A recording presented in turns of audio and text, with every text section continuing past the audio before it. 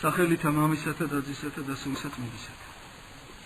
დღეს ჩვენ საუბარი გვექნება თანამედროვე მაგიის ჩადოქრობის ერთ-ერთ განშტოებაზე, რომელსაც ასტროლოგია ქვია და ვარსკვლავთმის ხელობა. ტელევიზორში თითქმის ყოველ საღამოს ნებისმიერ ჟურნალ გაზეთში არის ჰოროსკოპების პროგნოზი და მე საერთოდ მიკვირს თუ შეიძლება ესეთი ადამიანი იყოს, ვინც ამას დაუჯეროს, მაგრამ როგორც ეთყობა, რადგანაც არის ალბათ აინტერესებთ ადამიანებს. მათთვისაც კარგი იქნება და აქ მდგომ ქრისტიანებისთვისაც ახსნა იმისა, თუ რა დიდი ცოდვა არის ჰოროსკოპების დაჯერება და თუ ბოლომდე ჩავეძიებით ფაქტიურად ეს ღვთისგმობის ერთ-ერთი სახეობა. თუ რატომ ამას თქვენ თვითონ მიხვდებით საუბრის შემდეგ. ჯერ მინდა გითხრათ, რომ ვარსკვლავთმის ხელობა, ანუ ასტროლოგია, საუბარი ასტროლოგიაზე და არა ასტრონომიაზე.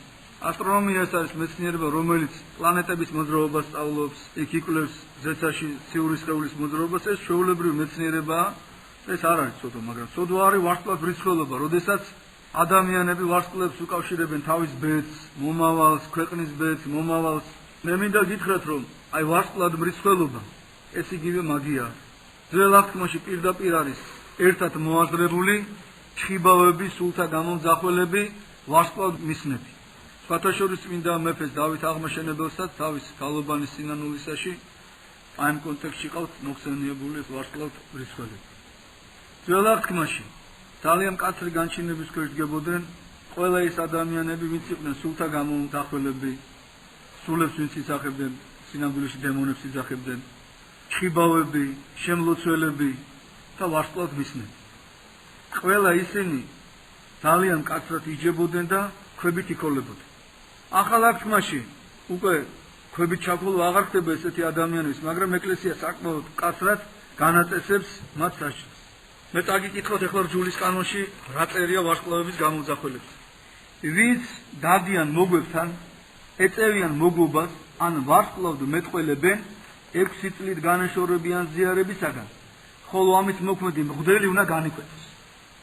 ანუ მღვდელი, რომელიც გააკეთებს ამას, მან რომ მღვდლობა გაწიოს აღარ შეიძლება, აკრძალულია. და ერისკაცი, რომელიც ამას გააკეთებს, 6 წლით უზიარებლობით უნდა დაისაჯოს. ესაა წინასწარმეტყველის პირი ძველ აღთქმაში უფალი პირდაპირ ბაბილონს უწინასწარმეტყველებს დაქცევას და დასჯას და განადგურებას სწორედ კითხაობის და მჩხიბაობის გამო, რადგანაც მთელი ქვეყნის იდეოლოგია ბაბილონის სახელმწიფოს იდეოლოგია და მთელი რელიგია ეს იყო ბოროტ სულებთან ურთიერთობა და მჩხიბაობა, მკითხაობა და აი ამაზე ედგა მთელი ქვეყანა და ღვთის ბრძანებით ესაა წინასწარმეტყველი უწინასწარმეტყველებს განადგურებას ამ სამეფოს, რაც აღსრულდა კიდევ.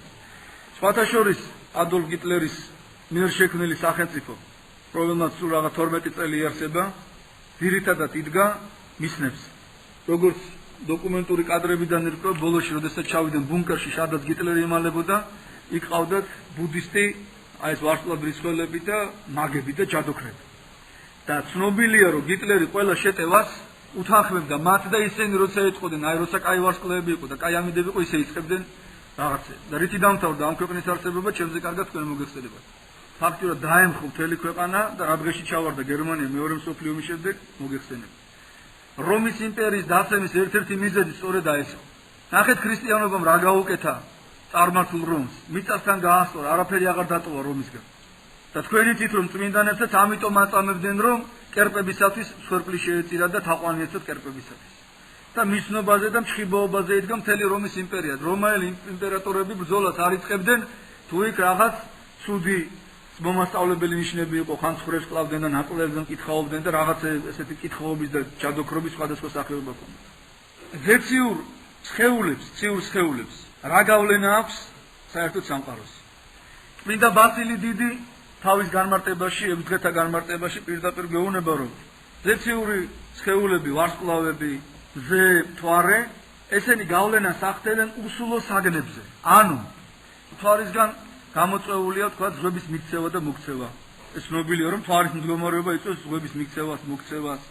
სოფელშიც ხშირად ციური სხეულების განლაგებით გეტყვიან, გვალვა იქნება, წვიმიანი ამინდი იქნება, მაგრამ ციური სხეულები მოქმედებენ უსულო საგნებზე. მაგრამ ადამიანი ღმერთმა გააჩინა ყველაფრის მბრძანებლა და ბატონა. მთვარის, ვარსკვლავების, ლომების, ვეფხვების ყველაფერი უნდა ემორჩილებოდეს ადამიანს. ადამიანს ემორჩილებოდა მთელი შექმნილი სამყარო. და როდესაც ჩვენ თავს უკვე ვარსკვლავებს უმორჩილებთ, ამითი ფაქტიურად შეურაცხყოფას ვაყენებთ ღვთის იმ საჩუქრას, რაც ღმერთმა მოგცა შექმნისას ადამიანს. იოანე ოქროპირი ბედისწერის შესახებ წერს შემდეგს. მე ვეცდები წაგიკითხოთ პირდაპირ რომ ჩვენი სიტყვები არ ჩაურთოთ. ბედისწერა და განგების შესახებ სწავლება. სწავლება განგებისა და ბედისწერის შესახებ შეცდენილ სულებში დებს ღვთის მგმობ და ბიწიერ დამღუპელ აღზრს. არტმნებს ადამიანებს ილაპარაკო ღმერთზე ის, რაც დემონებზეც კი არ უთქოს ვინმეს. გამანადგურებლად მოქმედებს იგი ჩვენს ცხოვრებაზე. ყველაფერს მოუსვენობით და შფოთით აღავსებს. როდესაც ადამიანი ბედისწერას ემორჩილება, იოანე ოქროპირი მას ადარებს ადამიანს, რომელიც ცდილობს დაარწმუნოს ავადმყოფი, რომ ადამიანი მაინც ავათარე და არ უოქიმოს თავის სხეულს, არამედ მიუშვას ბედის ანაბარი. გადაემართება ესაც ადამიანს მოგდება. შემდეგ წმინდა მამა იძახს, თუ ყველაფერი ბედისწერა არის, მაშინ ნუღარ ნამგლებს გალესავთო, ნუღარ მოხნავთო, ნუღარ დათესავთო და მიუშვითო, აბა დაგანახეთ ბედი რა არის, რა დღეში ჩავარდებით თქვენ თვითონვე. ღმერთმა ადამიანი გააჩინა თავისუფალ არსად. ადამიანი არის შემონქმედი თავისი ცხოვრების. ანუ როგორც ღმერთია, ხატადან მსგავსად ვისაც გააჩინა. როგორც ღმერთია შემონქმედი სამყაროსი, ასევე ადამიანი თავისი ცხოვრების შემონქმედი. ადამიანს შეუძლია არჩევნის წინაშე დადგეს, ან ღვთის გზაზე დადგეს, ან ეშმაკის გზაზე და ამით შეცვალოს მთელი თავის ცხოვრება. ადამიანს ლოცვით და ყოველდღიური ცხოვრებით შეუძლია მთელი თავისი ცხოვრება შეცვალოს. წაიყვანოს სულსხმა მხარეს. თუ ჩვენ ბედისწერას დავემორჩილებით, მაშინ არაფერი აზრი აღარ ქონია ჩვენ ღვაწლს. ყველაზე მთავარი, თუ ჩვენ დაუჯერებთ ვარსკვლავ მისნებს, რომლებიც გვეუბნებიან, აი გოროსკოპებით, რომ ხვალ ესეთი დღე იქნება, ამისთვის კაი დღე არის, იმისთვის ცუდი დღე არის, ხვალ ეს საქმიანობა დაიწყეთ, ის საქმიანობა არ დაიწყეთ. ანუ თუ წინასწარ ვიცით ჩვენ ხვალე რა იქნება, ზეგ რა იქნება, მაზეგ რა იქნება, მაშინ ისიც უნდა ვიცოდეთ 60-ში მოხდებით თუ ჯოჯოხეთში. მაშინ რაღაცა აზრი ქონია ჩვენ ღვაწლს. და საერთოდ ლოცვას რაღაცა აზრი აქვს, თუ წინასწარ ვიცით ხვალ და ზეგ რა მოხდება, მაინც ხო მოხდება. საერთოდ ჩიხში შევდივართ, როდესაც ამ მოძღვრებას მივყვებით. თუ თქვათ ბედისწერას დავემორჩილებით და დაუჯერებთ, მაშინ თუ რაიმე ცუდი მოხდება, ესე იგი ამაში დამნაშავე ყოფილა ღმერთი. და ფაქტიურად ღმერთი ყოფილა ჩვენი უბედურების მიზეზი და სიბოროტის მიზეზი. და ფაქტიურად ღვთისგმობამდე მიდიხარ. აი ერთი შეხედვით ესეთი უწყინარი სწავლება, რომელიც თითქოს არაფერია, რო ჩაეძიო ღვთისგმობამდე მიდის ადამიანი. აი ამიტომაც იყო, რომ ამ მოძღვრების მიმდევრებს ესე მკაცრად რძის, ეხლა ძულის კანონი და ძველ აღთქმაში კიდე უფრო მკაცრი განაჩენი ქონდა. წმინდა ბასილი დიდი იძახის, როდესაც გეუბნებიან, რომ ამ ვარსკვლავზე გაჩენილი ესეთი იქნებაო. მაშინო ერთ დღეს რო იბადებიან ტყუპები და ერთი კვდება და მეორე ცოცხალი რჩებაო. ესო რომელ ვარსკვლავზე არის ლაპარაკი? აი ერთ დღეს დაბადებულები ერთი კვდება, მეორე ცოცხალი რჩება. ანდა ზღვაში გემი როდესაც იძირება და მასზე სხვადასხვა ვარსკვლავზე გაჩენილი ხალხი რო არის და ყველა რო ირჩება. ის დღე მათი გამოთვლებით ვიღაცისთვის ხო ბედნიერი უნდა ყოფილიყო. თუნდაც უახლახარ ამ ხელა ცუნამი მოხდა, ხო იქ ტაილანდში. მათგან მოდის ეს ბუდისტური კალენდარი, მამლების წელი იყო, მაშინ მახსოვს მამლის წელი იყო, დაამახსოვრ. ის მამლის წელი ზოგისთვის ხო ბედნიერი უნდა ყოფილიყო. მილიონზე მეტი კაცი დაიხრჩო ერთ წამში. ამიტომ ამ სწავლების შესახებ შეიძლება ითქვას ესეთი რამ, რომ ეს არის დიდი სიცრუე პირველ რიგში და თუ ბოლომდე დაუჯეროთ მას, ფაქტიურად ღვთისგმობამდე მივდივართ.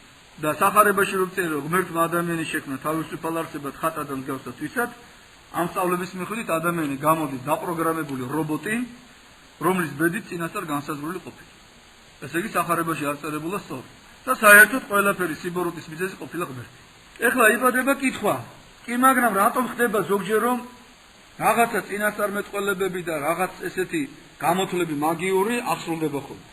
მე პირველ რიგში მინდა გითხრათ ესეთი რამ, რომ ეშმაკი ეს არის საკმაოდ დახვეწილი ფსიქოლოგი. მას შემდეგ რაც ღმერთმა გააჩინა ადამიანი, შექმნა ადამიანი, 60-ში დაასახლა იგი, აი იმ დღიდან მოყოლებული ეშმაკი ებრძვის ადამიანს.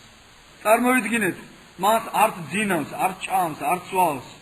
დღე-დაღამე ჩასაფრებულია და აკვირდება თითოეულ ადამიანს. აი ახლა ჩვენ საშუალო ასაკის ადამიანი რო აიღო. კიდევ თქვა ხნიერი 70 წლის კაცი, რომელზეც იტყვია რომ აი ჭკვიანი ბრძენი და გამოსტილი ადამიანი. ამ კაცს ერთი 15 წელი ბავშვობაა, რაც არანაირ გამოსტილებას არ შემატებს მის თქვა ცხოვრებას. იქ მესამედი ძინავს. რაღაც პერიოდი კიდე სხვა რაღაცებითაა დაკავებული და ის პერიოდი რაც მას გამოსტილებას შეძენს, თუ შეიძლება ისე ითქვას, რაც მას სიბრძნეს შემატებს, შეიძლება იყოს დაახლოებით 10 წელი, მაქსიმუმ 15 წელი. აი ამ 15-10 წლიანი დაკვირვების შემდეგ ეს კაცი თუ აკვირდება ცხოვრებას, შეიძლება თქვა, რომ ეს კაცი არის ბრძენი. და წარმოიდგინეთ ეშმაკს საერთოდ არ ძინავს. 7000 წელია დაახლოებით რაც ღმერთმა გამოდევნა ადამიანის სამოთხე. აი იქიდან მოყოლებული სულ აკვირდება ადამიანს და მის ხელში გაიარეს მილიარდებმა. რომის კეისრებმა, ძველი აღთქმის წარმართებმა, ძველი აღთქმის მართლებმა და მას აქვს უკვე საკმაოდ დიდი ინფორმაცია შეგროვებული ადამიანს. როგორც ჩვენ ახლა პატარა ბავშვს დავინახავ და დაახლოებით ვიცით მის მოქმედებებზე რა ფიქრობს, რომ მიდის წაიბორწიკოს, წაიქცევა. აი ესევე ეშმაკი აკვირდება ჩვენს ცხოვრებას და ყველაფერი იცის და შეიძლება პროგნოზი ჩაატაროს რაღაცებს. თავისი გამოცდილებიდან გამომდინარე. ამაში გასაკვირი არაფერი არა. ჩვენ კი გავიგებთ თუ არა მის მიერ წინასწარ რაღაცა ნასროლ საფანტივით ესეთ პროგნოზ, უკვე დამონებულები ვართ მის სწავლებას და უმეტესობაზე ვლაპარაკობ და ემორჩილებიან და ყველაფერს უჯერებენ მკითხავებს და მისნებს და ეს მინდა გითხრათ ეს მისნები და მკითხები სწორედ ბოროტისულებისგან იღებენ ინფორმაციას ადამიანების შესახებ.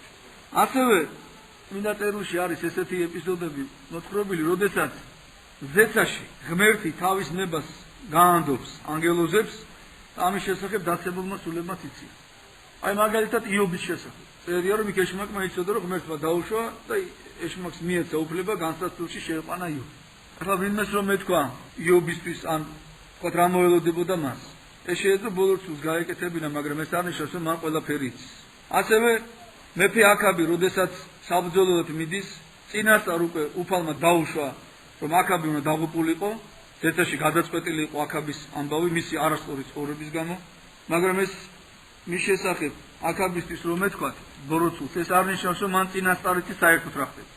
სახარებაში არის აღწერილი ეპიზოდები, როდესაც ჯადოქრები ადიდებენ ღმერთს. აი პავლე მოციქულის შემთხვევაში აღწერილი, პავლეს აედევნება ერთი ეშმაკეული ქალი მოციქულებს და ადიდებს და იძახის რომ ესენი ღვთისმიდანები არიან, ესენი ღვთისმიდანები არიან და პავლე მოციქული მოტრიალდება, შერისხავს ეშმაკს, ბოროტსულს, რომელიც ამ ადამიანშია და დაადუმებს ამ ქალს. რატომ? იმიტომ რომ პავლე მოციქული რო წავიდოდა და მოციქულები რო გაცილდებოდნენ ამ ადგილს, შეიძლება ამ ადამიანის შესახებ ვინმე ნდობით განშვალულიყო და როდესაც მარტო დარჩებოდა ეს ადამიანი, ჯერ თუ თავიდან ღვთისდიდები დაიწყო ყველაფერი ამ ჯადოქარმა ქალმა. მარტო რო დარჩებოდა აუცილებლად თავის არასწორ ეშმაკის სწავლების გადაგებას დაიწყო და დაუყავდა ადამიანს. აი ამიტომაც გააჩერა პავლე მოციქულმა. აქედან ჩანს რომ ჩვენ არანაირ ურთიერთობაში არ უნდა შევიდეთ მისნებთან და ჯადოქრებთან. თავიდან შეიძლება მათ მართლაც ესე კეთილად დაიწყონ საუბარი ღვთისდიდებით და ხშირად არის ესეთი შემთხვევები, როდესაც შეხვალ ჯადოქრებთან თავიანთ სახლში ან მისაღებ ოთახებში თავის სეანსებს ატარებენ და მკითხაობენ, სულ ხატები და სანთლებით აქვთ მოფენილი აუცილებლად სანთლები და ისე იწყებენ თავის ჯადოქრობას. ეს იმიტომ რომ ადამიანები მიიზიდონ და თავისთავად ღვთისმსახურება წარმოაჩინონ. მაგრამ შემდეგ მიეცემა თუ არა უფლება, უკვე იწყებენ ღვთის საწინააღმდეგო ეშმაკის სწავლების გადაგებას და გავრცელებას. დღეს ჩვენში ყველაზე მეტად გავრცელებული, როგორც გითხარით, არის ეს გოროსკოპების დაჯერება და აღმოსავლური კალენდრებით ხელმძღვანელობა. თქვენ გახსოვთ ახალ წელს სადღეში იყო მართლმადიდებლური ქვეყანა, როდესაც გოჭის წელი დგებოდა და ტელევიზორში აჩვენებენ შეხედავ სერიოზული ადამიანია და ლაპარაკობს თუ წელს ეხლა წითელი ტანსაცმელიდან ჩავიცოთ, წითელი გოჭის წელი არის და ესე უნდა შევხვდე ახალ წელს. შემდეგ დაიწყეს ლაპარაკი რომ გოჭის ხორცის ჭამა შეიძლება თუ არ შეიძლება, მე ვთქვით არა გოჭის ხორცის ჭამა ეხლა არ შეიძლება, იმიტომ რომ გოჭის წელი და ღორის ხორცის ჭამა შეიძლება. ეს არის ჩვენი ტრაგედია ქვეყნის. სულ ცოტა ხნის წინ კი იგივე ადამიანები ლაპარაკობდნენ რომ ახალ წელს რატომ მარხულობთ? მთელი მსოფლიო იხსნილებს ახალ წელს და ხსნილი არის და აი საქართველოში კიდე ძველ წელზე არიან და ახალ წელს მარხვას ვინახავთ. ამაზე წუხდნენ და ეკლესიას გმობდნენ და ლანძღავდნენ ამის გამო რომ ეკლესია გძალავს ხორცის ჭამა. და იქ რომ ბუდისტი ბერების მიერ მოგონილი კალენდრით გოჭის ხორცის ჭამა არ შეიძლება და ამაზე არაფერს არ იცოდა. როდის ყოფილა რომ ჩვენი წინაპრები ან დავით აღმაშენებელი ან წმინდა დიდი მეფეები როდის მიან ისტორიაში წაკითხიათ რომ დაძლებდნენ ან დრაკონის წელს ან ხვლიკის წელს ან თაგვის წელს არასოდეს არ ყოფილა პირიქით აი დავით აღმაშენებლის გავლობანის სინანულიდან წავიკითხავ ერთ ადგილს მცირე ეპიზოდს სადაც წმინდა მეფე პირდაპირ არცხვენს განაკიქებს და გმობს აი ამ ასურის ტანულ ზმნობას ვარსკვლავთ ცდომილების ნახეთ რა წელს მეფე ზენაისა მოძრაობისა ასურას ტანული ზნობარი და ცდომილთა ვარსკვლავთა და უცდომელთა კრება და განყრაი სვედა ბედი და შობის დღე ვითარ საფთოთა უსმენელმა ვიჩქურე აი ესეთი დამოკიდებულება ქონდა წმინდა მეფეებს და ამიტომაც იყო მათ ხელში რომ ქვეყანა აყვავებული. მთელი სასწრება და იმედი ჩვენ წინაპრებს დრაკონის წელზე და ქათამზე და მამალზე კი არ ქონდათ, იესო ქრისტეზე ქონდათ. თავარი საზრუნავი და საფიქრალი ჩვენი წინაპრების და ჩვენგან განსხვავებით იყო საკუთარი ცოდვების ტირილი და თუ რამე უბედურება ეწეოდათ, ვარსკვლავებს კი არ აბრალებდნენ, საკუთარ ცოდვებს აბრალებდნენ. ესეთი მიდგომით საქართველოს თავს აღწევდა ბევრ განსაცდელს და მშვიდობით გამოდიოდა. დღეს კი რა ხდება? ფაქტიურად ქრისტიანული ქვეყანა და ზოგიერთ სამწუხარო ის არის, ზოგიერთი ადამიანი ეკლესიაშიც დადის და სახში გოჭის წელს ზეიმობს და ჰოროსკოპებს დასწრებს. აი ესეთი შეერეული და არეული სწავლებით კი აუცილებლად ღვთისმსხურებას დაიმსახურებს თვითონ ეს პიროვნებას და მთელი ქვეყანას, ისევე როგორც ბაბილონი დაეცა და რაც რომის იმპერიას დაემართა. ამიტომ უნდა გვახსოვდეს, რომ არავითარ შემთხვევაში არ შეიძლება ჰოროსკოპების დაჯერება და მათი ხელმძღვანელობა. აი ხშირად იბადება ხოლმე ეს კითხვები და უნდა აუხსნათ აუცილებლად ჩვენ ახლობლებს ყველას, რომ ამ საქმის ჩადენით ისინი ფაქტურად ხოროტის სულების სწავლებას მისდევენ. ჩვენ ყველაზე მთავარი ის არის, რომ მთელი ჰოროსკოპების საწყისი და სათავე მოდის ბუდისტური მონასტრებიდან, აღმოსავლური კულტებიდან და მონასტრებიდან და სახარებაში წერია, რომ წარმართა ღმერთი ნიშმაკნი არის. და ისინი ვის თავს ბერებს უძახიან აღმოსავლურ რელიგიებში, ან ბუდისტი ბერები იქნებიან, ისინი თუ ვინც არ უნდა იყვნენ, ფაქტიურად თუ მათი მსახურება ეშმაკის მსახურება, ეს ხალხი ყოფილა პირდაპირ დახვეწილი ეშმაკის მსახურებაში. რადგანაც მთელი ცხოვრება მიუძღვნეს კერპების თაყვანისცემას და სწორედ მათი მოგონილია და მათი შეთხზული არის აი ეს დიდი ზღაპარი და სიცრუე, რასაც ვარსკვლავთლის ცხოვრება ქვია. და ქრისტიანს არ შეფერის ამ მისნობის დაჯერება და ამ მოძღვრების მიმდევრობა. აი ეს მინდოდა მერტყვა, ჩვენთვის ღმერთმა დაგლოცოთ, ღმერთმა გაკურთხოთ და ვეცადოთ, რომ წმინდა მართლმადიდებელ სწავლებაში არ შეურიოთ არაფერი სიბიძე. როდესაც წყლით სავსე კაცში ერთ წვეთ შხამს შეაწვეთებ, მთელი კაცრი არის უვარგისი დასალება. როდესაც მართლმადიდებელი ქრისტიანი თავის სწავლებას და თავის აზროვნებას ურევს წარმართულ მოძღვრებას, მთელი მისი სარწმუნოება ფაქტობრივად უვარგისი გამოდის. ღმერთმა დაგლოცოთ და ღმერთმა გაკურთხოთ.